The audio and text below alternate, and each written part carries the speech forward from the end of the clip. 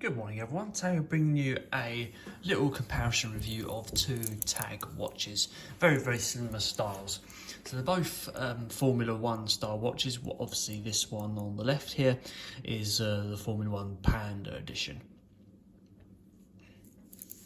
Just going to swap those over because of how I've written my research. I don't want to mix up the two sides when I'm reading off the script. So let's compare these obviously watches at face value. So they both have the same case size, both 41mm, with case thicknesses on the Panda version 11mm versus the orange version, which is 12mm. So the orange one has a model of CAC1113. I think the other one's 1110. That's just off the top of my head. So they both weigh a very similar amount. So the Panda weighs 120 grams versus the orange one, which weighs under 25 grams. Retail prices, I think the orange one's a little bit more, so it's probably around about 1,200, 1,500, whereas this can vary between sort of 600 to 1,400. I've seen those sort of prices online. Depends really on what you're looking for. Movements are different despite the watches being very similar. So in the orange one, you've got an ETA caliber 251-262 quartz chronograph versus the Panda's ETA caliber G10-711 quartz chronograph. So getting closer to obviously the faces, one's obviously orange dial versus one with a white dial. They both have a sapphire crystal across the top, and they're both housed in a stainless steel body. You will notice there's a sunray effect on the sub-dials for the orange one versus a normal matte finish on the sub-dials for the white Panda. The orange one has a bigger sort of a bigger counter, a bigger third sub-dial, whereas the other tag's a bit more subtle. The date dial is situated in a different place between the tags, so unusually there's a one between the 3 and the 4 p.m. and then the other one's 4 to 5 p.m. Don't often see a date dial between 3 and 4 p.m. Hands are pretty much identical.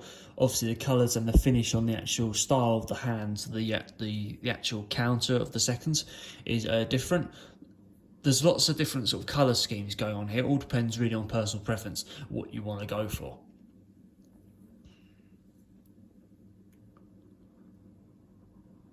They're probably released around that same sort of time, so mid-2000s.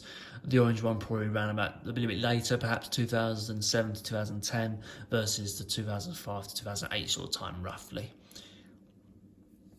So looking at the bezels, the orange one has a fixed bezel versus the white one, which has a unidirectional bezel if you want to move that around at any point.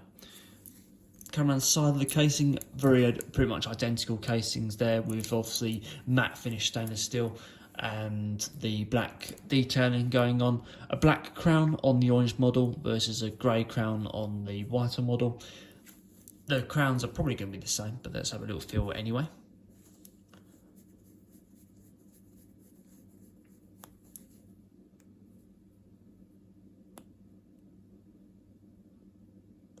Bit less well defined on that dial there. Feels a little bit cheap actually. It could be the usage of it.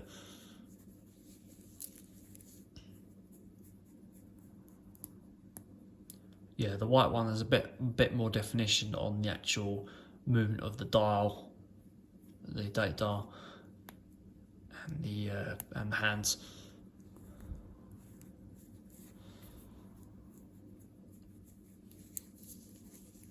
Coming down to straps, straps are identical really. They're double fold over, follow on for a similar sort of design to a Jubilee, with a safety buckle on top, revealing sort of a cheaper style finish on the interior part of the double fold over clasp.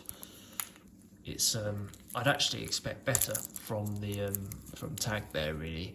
These are a little bit cheaper. You probably see these on Chinese watches really, but other than that, the watch is actually a good quality itself. There's a bit more sort of detail on the back of the orange watch itself. It's a bit more sort of racing finish versus the other one was a bit more of a traditional plain finish.